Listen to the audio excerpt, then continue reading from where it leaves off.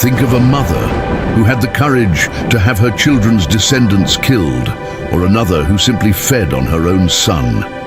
And yet another who saw her son as something so disposable that she tried to exchange him for another woman's son. These are absurd things, aren't they? But that's the kind of thing the worst mothers in the Bible were capable of doing. Yes, the Bible records the stories of some women who were bad examples of mothers. Without a doubt, the worst mothers in the Bible failed their children greatly, and in many cases, these women's failure to be mothers also influenced how their children turned out to be bad people. We can find bad examples of mothers in the Bible in both the Old and New Testaments, from the mildest cases to the most sinister cases. Even godly people like Rebecca set bad examples as mothers. We know that Rebecca showed favoritism towards one of her sons, and this divided their house for a long time, to the point that one son wanted to kill the other. Consequently, Rebecca had to deal with the suffering of seeing her favorite son Jacob leave his home so as not to be killed by her other son Esau, and she never met him alive again. But of course, Rebecca is far from being one of the worst mothers in the Bible. Another bad example of a mother recorded in the Bible, and much more serious than that of Rebecca, is that of Herodias.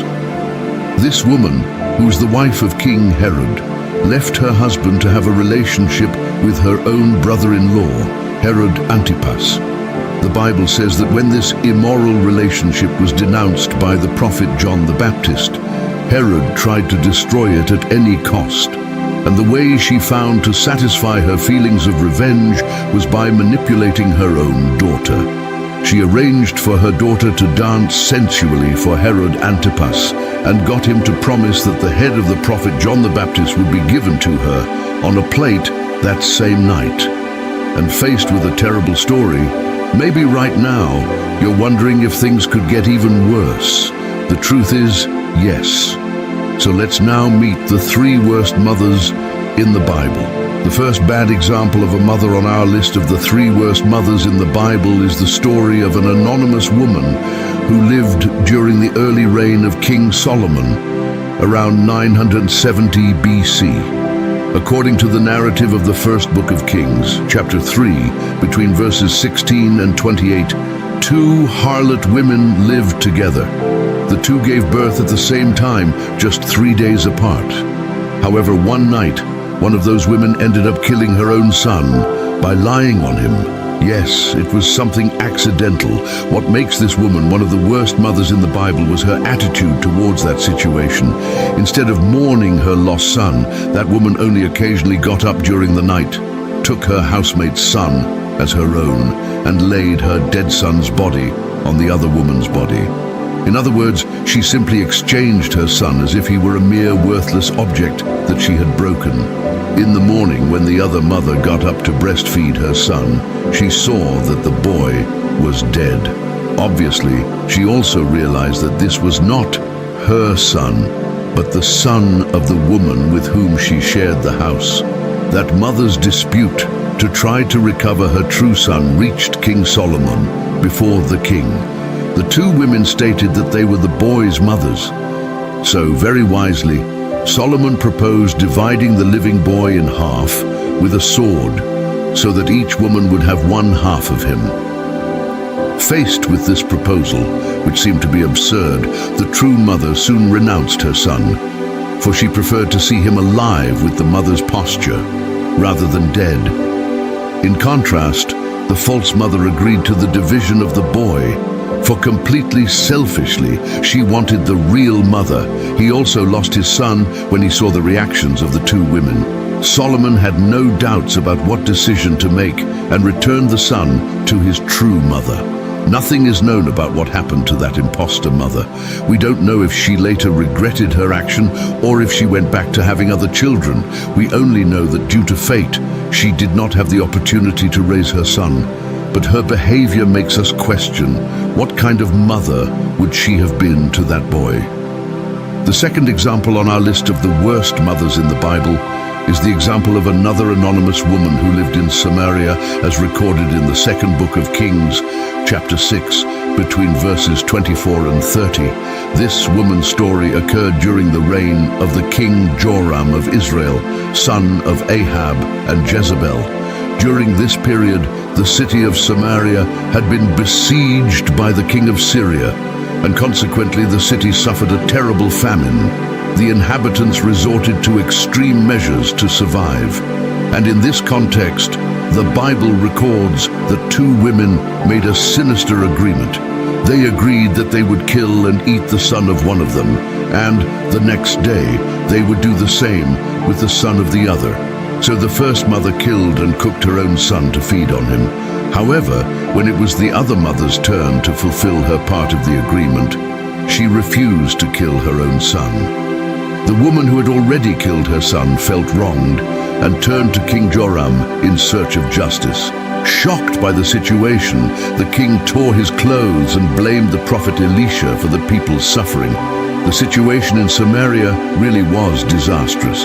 In fact, the crisis was so great that a donkey's head, which was an undesirable part of an animal considered unclean by Mosaic law, was sold for a kilo of silver. Still, that mother committed something unthinkable, because no matter how bad the situation was, a real mother is generally expected to give her own life to save the life of a child, and not the other way around. Furthermore, even the other woman who refused to comply with the agreement, handing over her son, also did not demonstrate a refined sense of humanity. For before that, she was part of that terrible agreement and equally fed on the boy who was killed. All that suffering was not the fault of the prophet Elisha, but it was the result of the sin of the Israelites, who had broken their covenant with the Lord and were deeply corrupted by idolatry since the times of Ahab and Jezebel. And, speaking of Jezebel, we now come to the third example of the worst mothers in the Bible.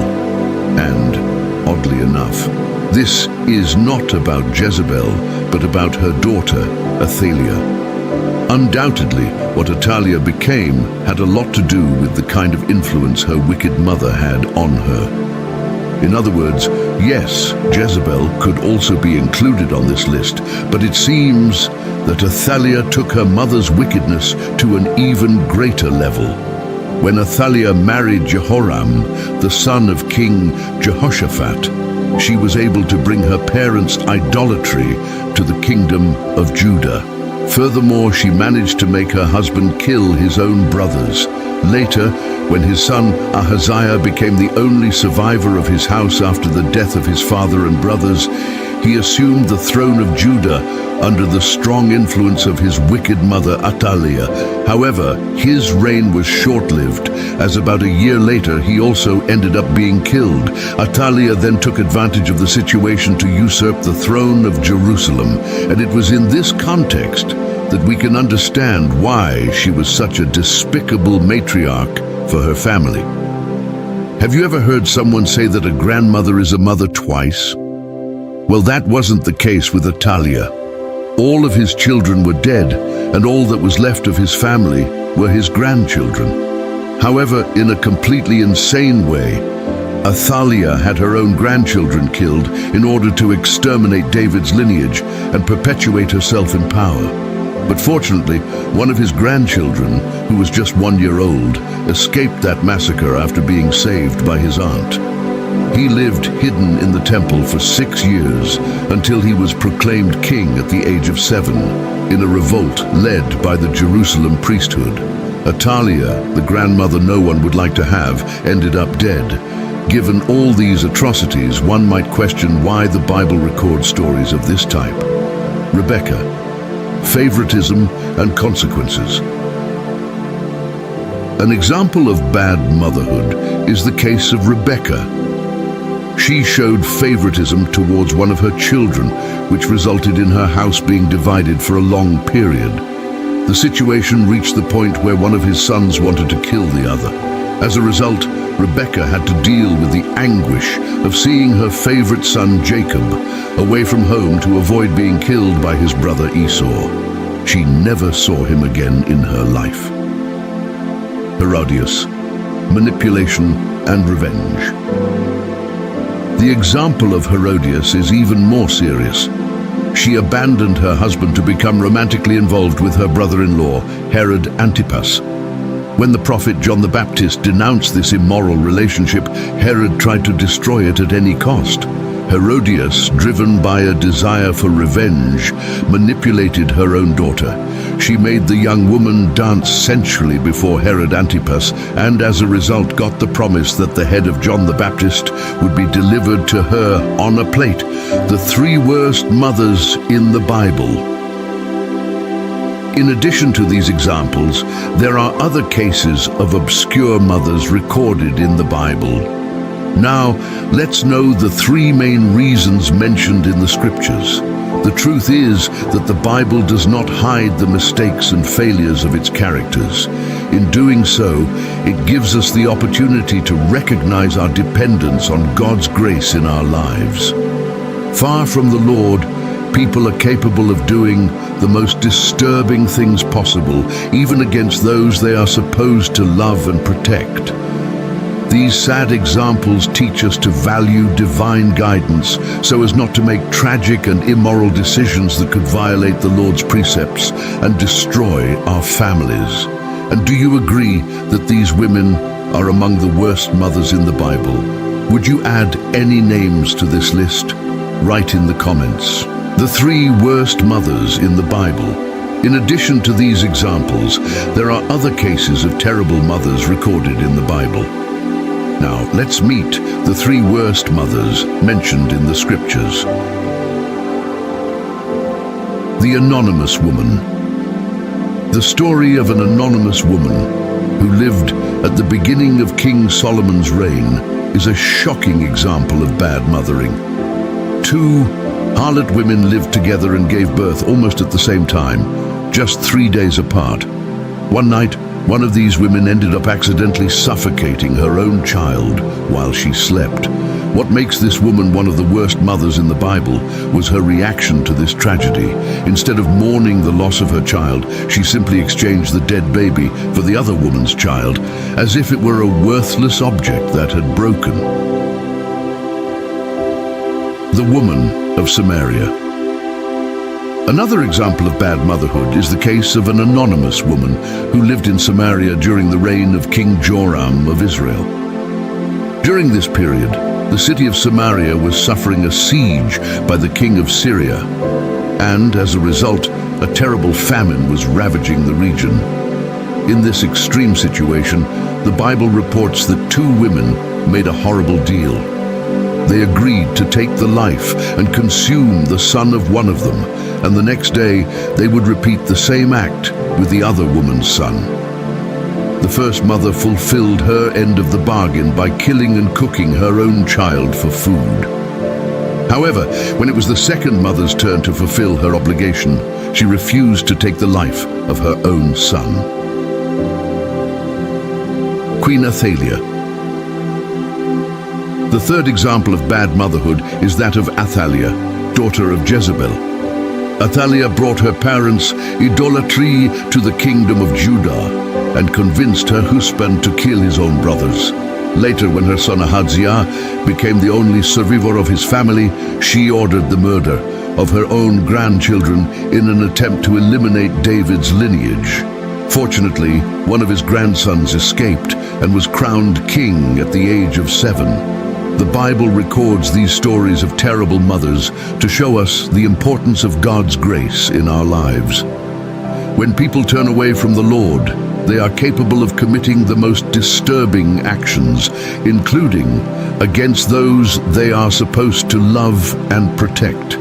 These sad examples teach us to value divine guidance and to make decisions that are not tragic and immoral, following the Lord's precepts in order to preserve and strengthen our families. The Word of God offers us a path of wisdom and love, showing us the importance of caring for each other, especially those entrusted to us, such as children and family members. Through biblical teachings, we are encouraged to cultivate healthy relationships based on respect, compassion, and unconditional love.